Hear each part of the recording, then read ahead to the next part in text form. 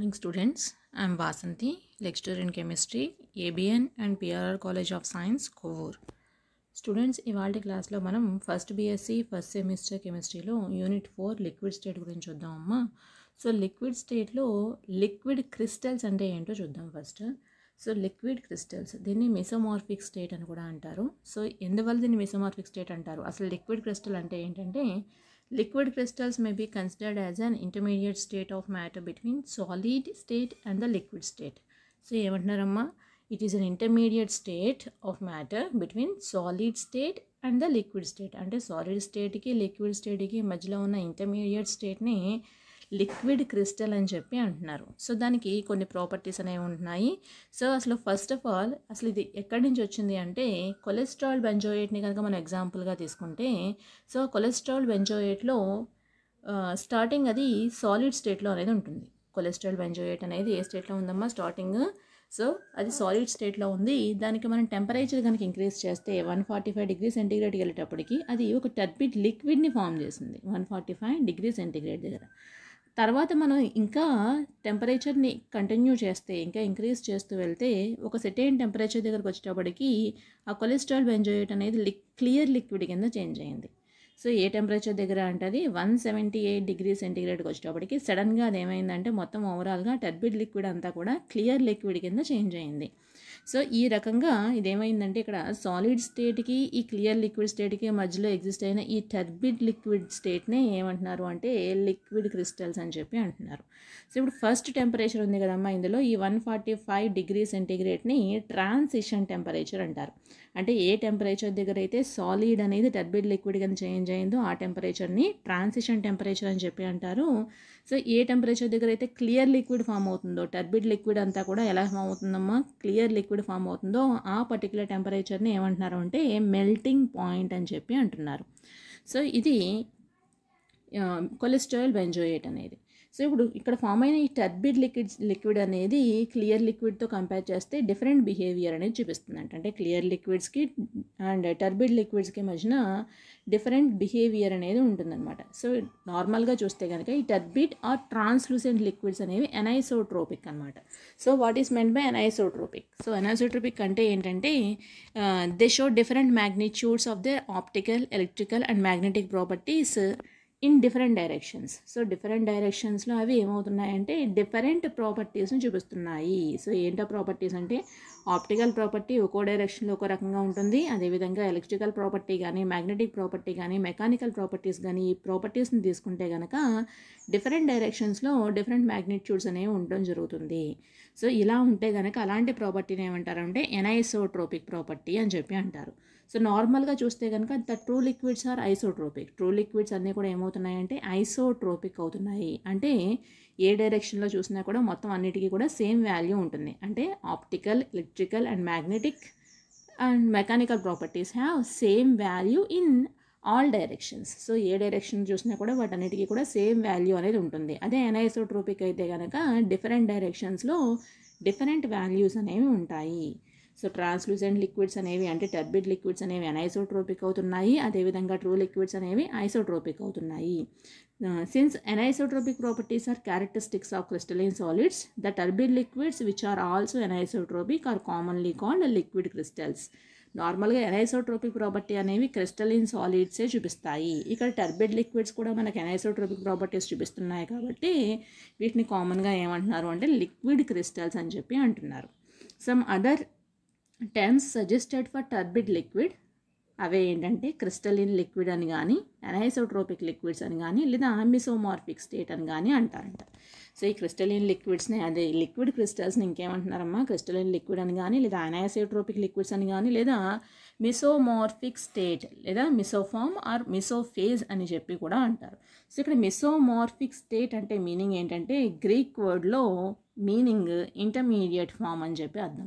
So ఇక్కడ intermediate ఫామే కదా ఇక్కడ ఉన్నది, మనకి ఉన్నది కూడాని. సో ఎలా ఏ విధంగా ఫామ్ అయిందమ్మా ఈ టర్బిడ్ లిక్విడ్ అనేది? నథింగ్ బట్ ఈ లిక్విడ్ క్రిస్టల్ అనేది intermediate form between the true solid and clear liquid. So రెండింటికి మధ్యలో ఉంది కాబట్టి సో ఇక్కడ మనం చెప్తున్న ఈ మిసోమార్ఫిక్ స్టేట్ అనేది కరెక్ట్ యాక్సెప్టబుల్ వర్డ్ అవుతుంది కాబట్టి సో దీన్ని ఏమంటున్నారంటే is more acceptable because of the liquid crystals are intermediate between the crystalline solid and isotropic liquids. So ఇంకా ఈ ఐసోట్రోపిక్ లిక్విడ్స్ ఈ ప్రాపర్టీస్ని చూపించే మిగతా కాంపౌండ్స్ ఏమున్నాయి అంటే ఈ లిక్విడ్ క్రిస్టల్స్ని ఫామ్ చేసే బిహేవియర్ని చూపించే మిగతా కాంపౌండ్స్ ఏమున్నాయి అంటే other examples diethyl benzidine, paramethoxy cinnamic acid, para azoxy anisole and para azoxy phenetole అమ్మ. సో ఇవన్నీ కూడా మనకి ఇక్కడ ఈ లిక్విడ్ క్రిస్టల్ ప్రాపర్టీస్ని ఎగ్జిబిట్ చేయడం జరుగుతుంది. సో దీని నుంచి ఏం తెలిసింది అంటే ఇప్పటి వరకు మనకి ఓన్లీ 3 స్టేట్స్ ఆఫ్ మ్యాటరే ఉంది అని చెప్పి అనుకున్నాము, సాలిడ్, లిక్విడ్, గ్యాసియస్ అని. సో ఇప్పుడు ఇక్కడున్న ఈ మిసోమార్ఫిక్ స్టేట్ని కనుక మనం అబ్జర్వ్ చేస్తే మొత్తం ఈ స్టేట్స్ ఆఫ్ మ్యాటర్ అనేది ఓవరాల్గా చూస్తే 4 స్టేట్స్ ఆఫ్ మ్యాటర్ ఉంది అని చెప్పచ్చు. సో అవే ఏంటంటే గ్యాసియస్ ఫామ్ ఉంది and liquid, solid, at the same time mesomorphic అనే స్టేట్ కూడా ఉంది. ఓకేనమ్మా. సో ఇవి లిక్విడ్ క్రిస్టల్స్ అమ్మా.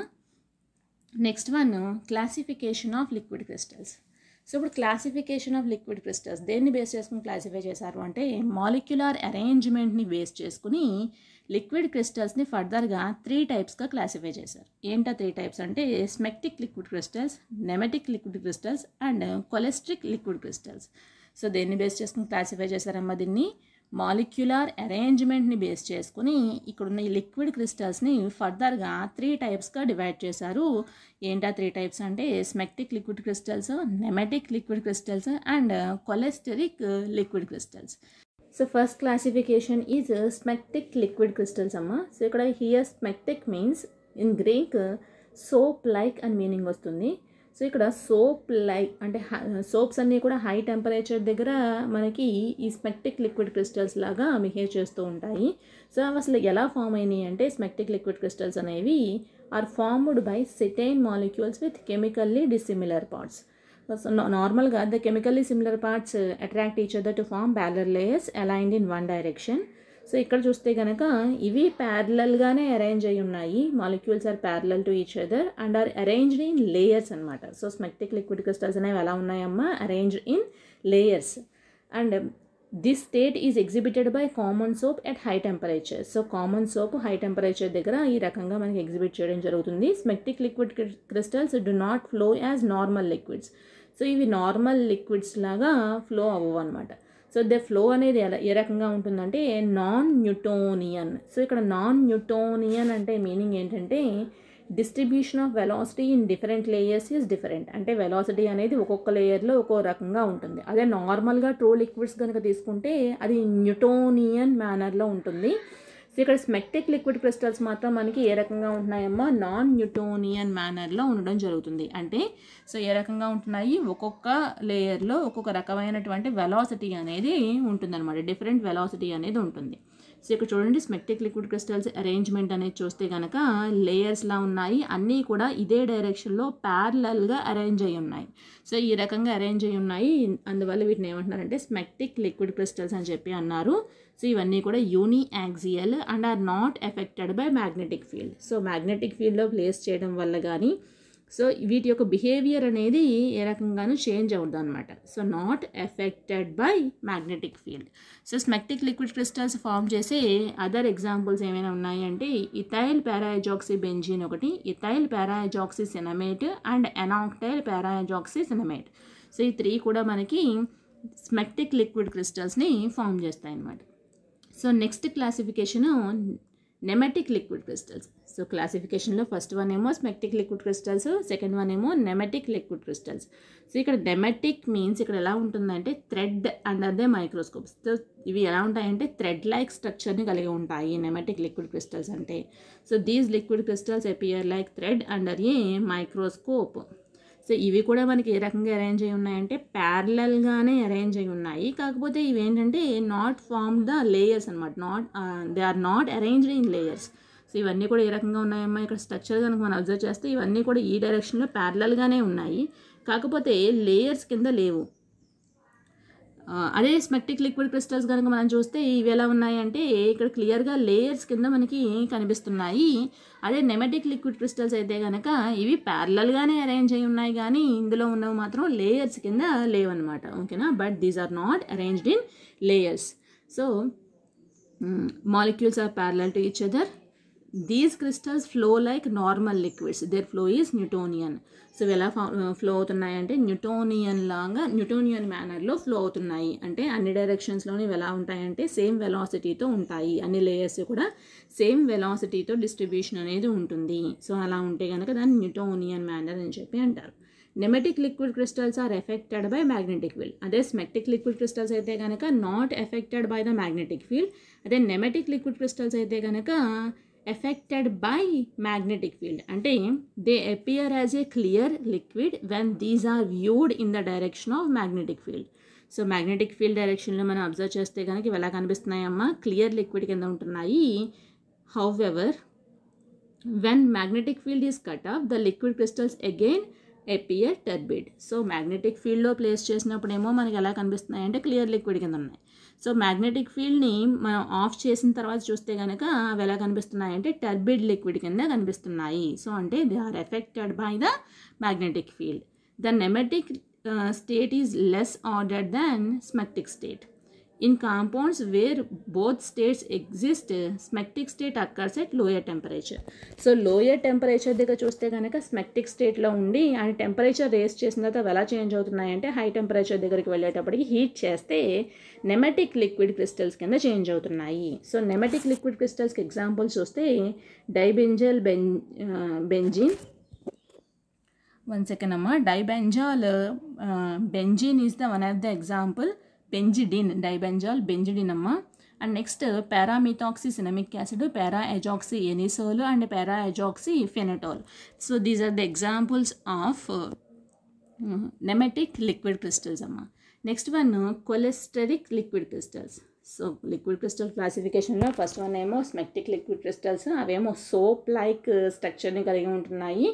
అదే నెమెటిక్ లిక్విడ్ క్రిస్టల్స్ కనుక చూస్తే థ్రెడ్ లైక్ స్ట్రక్చర్ని కలిగి ఉన్నాయి. అండ్ థర్డ్ క్లాసిఫికేషన్ వచ్చేటప్పటికి కొలెస్టరిక్ లిక్విడ్ క్రిస్టల్స్. సో ఇందులో చూస్తే కొలెస్టరిక్ లిక్విడ్ క్రిస్టల్స్ని జనరల్గా ఫామ్ చేసేవి ఏమైనా ఉన్నాయి అంటే కనుక కొలెస్ట్రాల్ బెంజోయేట్ని దానికి ఎగ్జాంపుల్గా తీసుకుంటారు. సో ఇందులో చూస్తే కనుక the name cholesteric is derived from the fact that several cholesterol derivatives form this type of liquid crystals.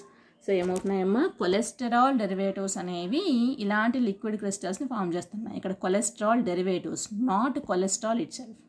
So ఓకేనా, సో కొలెస్ట్రాల్ డెరివేటివ్స్ అన్నీ కూడా మనకి ఈ టైప్ ఆఫ్ లిక్విడ్ క్రిస్టల్స్ని ఫామ్ చేస్తున్నాయి. These liquid crystals have some characteristics of nematic crystals and some characteristics of smectic liquid crystals. So ఎలా ఉన్నాయమ్మా ఇవి, కొన్ని క్యారెక్టరిస్టిక్స్ ఏమో స్మెక్టిక్ లిక్విడ్ క్రిస్టల్స్ లాగా, కొన్ని ఏమో నెమెటిక్ లిక్విడ్ క్రిస్టల్స్ లాగా ఉన్నాయన్నమాట ఈ ప్రాపర్టీస్ అనేవి. నార్మల్గా చూస్తే కనుక smectic liquid crystals, these crystals have layer structure, however the layers are much thicker అనమాట. సో నార్మల్గా చూస్తే స్మెక్టిక్ లిక్విడ్ క్రిస్టల్స్లా ఉన్నాయి, కానీ వాటితో కంపేర్ చేస్తే వీటి లేయర్స్ అనేవి థిక్కర్గా ఉండడం జరుగుతుంది, మచ్ థిక్కర్.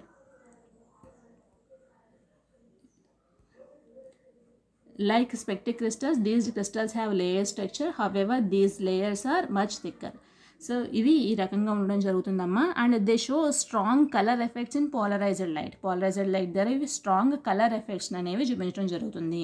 సో దీనికి కొలెస్ట్రిక్ లిక్విడ్ క్రిస్టల్స్కి బెస్ట్ ఎగ్జాంపుల్గా కొలెస్ట్రైల్ బెంజోయేట్ని ఎగ్జాంపుల్గా తీసుకోవచ్చమ్మా. సో ఇవి లిక్విడ్ క్రిస్టల్స్. సో ఏంటమ్మా లిక్విడ్ క్రిస్టల్స్ క్లాసిఫికేషన్ దేన్ని బేస్ చేసుకొని చేశారు అంటే మాలిక్యులర్ అరేంజ్మెంట్ని బేస్ చేసుకొని లిక్విడ్ క్రిస్టల్స్ని క్లాసిఫై చేయడం జరిగింది. అవే smectic liquid crystals, nematic and cholesteric liquid crystals. So ఇప్పుడు లిక్విడ్ క్రిస్టల్స్ యొక్క అప్లికేషన్స్ చూద్దాము. సో వీటిని ఎక్కడ యూజ్ చేస్తారు, ఏ రకంగా అప్లై చేయొచ్చు అంటే కనుక liquid crystals are used in electronic display instruments like watches, calculators, televisions etcetera under the name of LCD. So ఏ రకంగా యూజ్ చేయొచ్చమ్మా వీటిని, వాచెస్ స్క్రీన్స్ కానీ, క్యాలిక్యులేటర్స్ కానీ, టెలివిజన్స్ కానీ. సో వీటి స్క్రీన్స్ కనుక చూస్తే కనుక సో అందులో మనం యూజ్ చేసేవి లిక్విడ్ క్రిస్టల్స్ని యూజ్ చేస్తారు. ఏ రకంగా అంటే ఎల్సిడి అని చెప్పి అంటున్నారు, లిక్విడ్ క్రిస్టల్ డిస్ప్లే అనే దాని కింద మనం వీటిని యూజ్ చేస్తున్నాం. అదేవిధంగా liquid crystals are used as a commercial lubricants. So commercial lubricants కింద యూజ్ చేస్తారు. అదేవిధంగా these are used for detecting tumours in the body by using the method called dermography. So వీటిని ఇంకా ఎక్కడ యూజ్ చేస్తారు అంటే ట్యూమర్స్ ఏవైనా హ్యూమన్ బాడీలో ఉంటే కనుక వాటిని డిటెక్ట్ చేయడం కోసం యూజ్ చేస్తారు. సో అక్కడ యూజ్ చేసే టెక్నిక్ పేరు ఏమంటున్నారు అంటే డెర్మోగ్రఫీ అని చెప్పి అంటున్నారు. సో డెర్మోగ్రఫీలో కూడా మనం ఇక్కడ ఏం యూజ్ చేస్తున్నారమ్మా, లిక్విడ్ క్రిస్టల్స్ని యూజ్ చేస్తున్నారు. అదేవిధంగా ఎనైసోట్రోపిక్ మాలిక్యూల్స్ యొక్క స్ట్రక్చర్ని స్టడీ చేయడం కోసం స్పెక్ట్రోస్కోపికల్గా అందులో సాల్వెంట్స్ కింద లిక్విడ్ క్రిస్టల్స్ని యూజ్ చేస్తారు. They are used as a solvents for studying the structure of anisotropic molecules స్పెక్ట్రోస్కోపికల్లీ.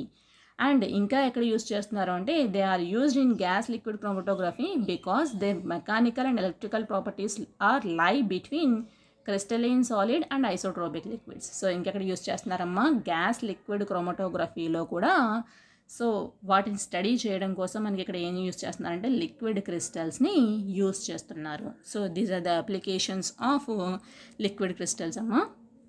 Thank you.